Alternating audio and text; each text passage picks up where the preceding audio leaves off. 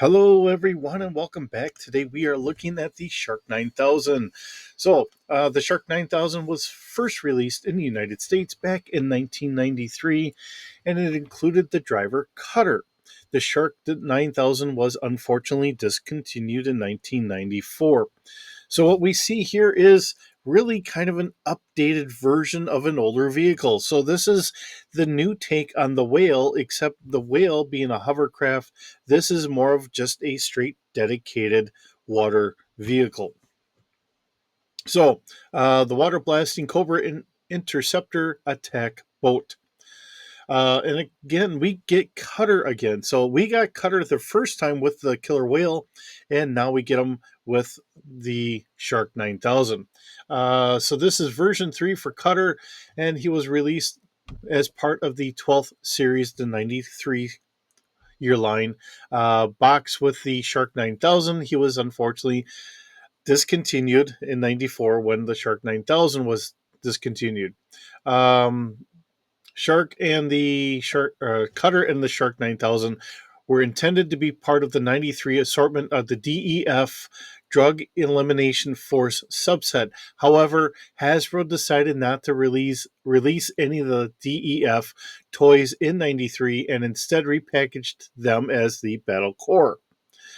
All right, so wonderful behind the scenes little notation there, and all the different weapons we have. We do have water mines here. We have some missiles. We have the torpedoes, and then we start getting into our box art, which is kind of what Yojo.com had for their first picture.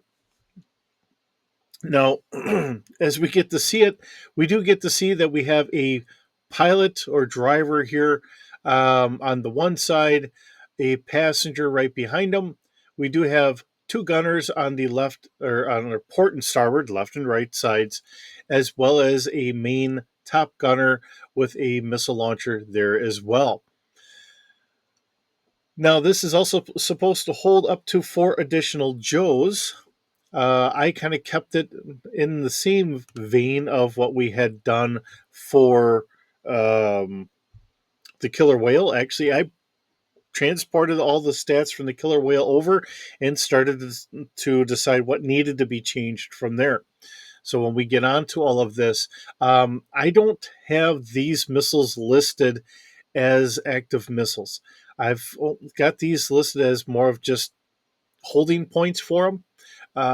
And the reason why I have that is we have two missile launchers, and when we really look at where these are sitting in the pictures that I had seen, it looks like they're really about to hit the front kind of superstructure of the vehicle itself. So, not really the best spot to put them. But in typical Hasbro form, they just put things haphazardly, or sometimes we're getting double guns that, just doesn't make the most amount of sense at times. It's cool for a kid, but the reality is it doesn't really work. So I just left it with our two missile launchers here, top one facing the front, and then one being on the top. Um, and you just have to kind of go from there. All right, our schematics as to how to put the whole ship together and going from there. Now, one of the things I will say is this is a lot bigger than what I had for the Killer Whale. The Killer Whale I had at 35 feet. This I have listed at about 50 feet. So, according to Yojo.com, there are no variations known for the Shark 9000. I don't see any listing as to things that are possibly lost or misplaced. But I don't think it needs all that much to say that the mines, the missiles, and unfortunately the torpedoes would be very easy to lose. Um, I don't know how well the side guns as well as the missile launchers and that are going to hang on there. And regrettably, we do not see an actual price tag of what this was when it first launched. So we'll have to kind of keep it up to our imagination. I'm going to guess it's probably about $20 to $25 at this point. With that, let's move on over to our D6 stats and go from there. All right, so looking at the Shark 9000, again, this is going to be at speed or scale. And like I said, I increased the length from 35 feet to 50 feet. The killer whale I had at 35 feet, right or wrong. This is at 50 feet. The crew is one pilot and three gunners. Looking at everything here, I think that does make a lot of sense here. I think our pilot might have that front missile launcher, although in some of the pictures it does look like it could shoot off to the side. However, you want to work that. I do have the 8 passengers listed on here as what we had before.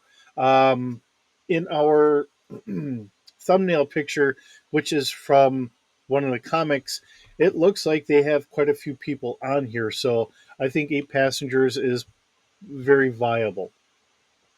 I do have still the 2 ton cargo capacity from the whale, full coverage, ground altitude. Maneuverability is a 1D. A move speed is 50 miles an hour. So, looking at what some of the boats that we get to see today, we can easily hit a 50-mile-an-hour speed limit. So, I figured a 50-mile-an-hour speed limit compared to, I believe we had a 25-mile-an-hour speed limit with the hovercraft. Uh, Body strength is at 4D instead of being at a 5D, I believe. We have 2 torpedoes, the big torpedoes, which would be underneath here. Um, their front Walker scale fire control would be, or actually, um, I kind of goofed on that one.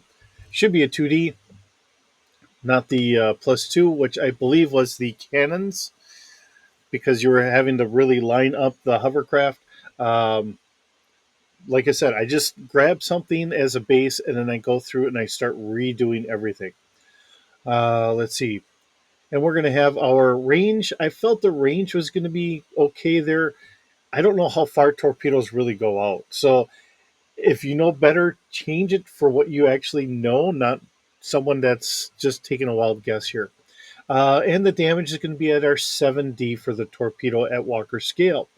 Now we do have 2 repeating blasters. These are our side turrets. These are going to be at speed or scale. Fire control is going to be 2D and damage is 4D each. And then we have our 2 missile launchers. Now I didn't denote which one's which.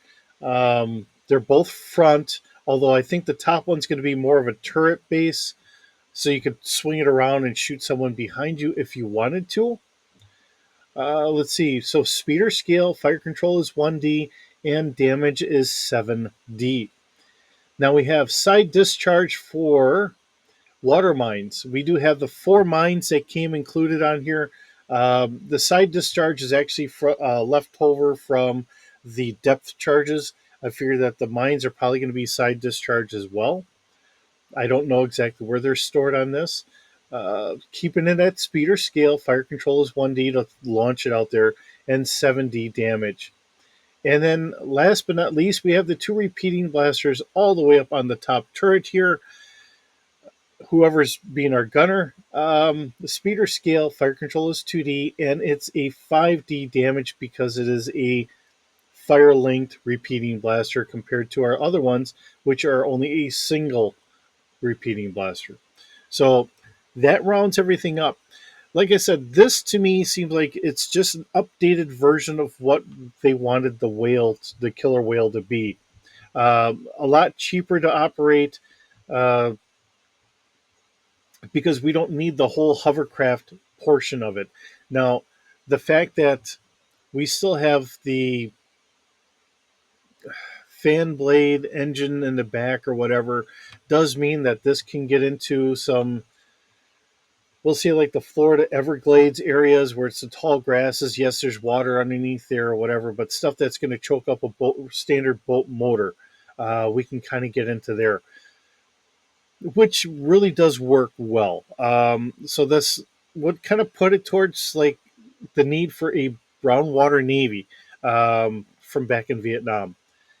Smaller boats able to get into tighter areas and operate in those environments, still being able to carry up to like 8 soldiers to get onto the ground to take care of whatever, get onto other ships to make sure that as this was almost brought out to do, to try and make sure that they could take care of any drug smuggling or whatever else, which was prominent. Actually, it was really prominent, brought on by Ronald Reagan back in the 80s. But, we saw more issues coming into the 90s and all that stuff.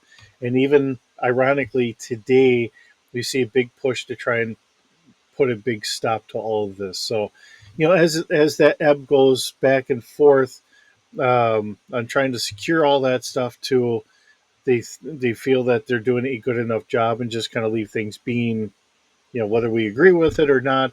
It just is one of those things. And we do have a ramp here that does come down. I don't know what pictures you may have seen in the past, and I don't think I have any of them up here. This ramp does come down. We do have our cargo bay here, and possibility of having extra troops is there, as well as extra weapons and ammunition and so on and so forth. So, with that being said, it's a nice vehicle, nice looking vehicle.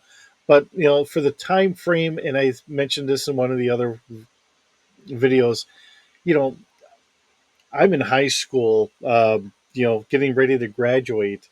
Uh, Collecting GI Joe was not a big thing on my horizon at that point. So, unfortunately, these are series of vehicles and all that I did not get into as much as I did earlier on. So it is fun to kind of come across this stuff and see where GI Joe had gone in this time frame. Um, I watch an occasional cartoon. I'll even watch cartoons of it today, but just where things were, um, and we just kind of go from there. With that being said, thank you so very much for joining me today. It's wonderful having you here. I hope you're doing well, and I will see you in the next video.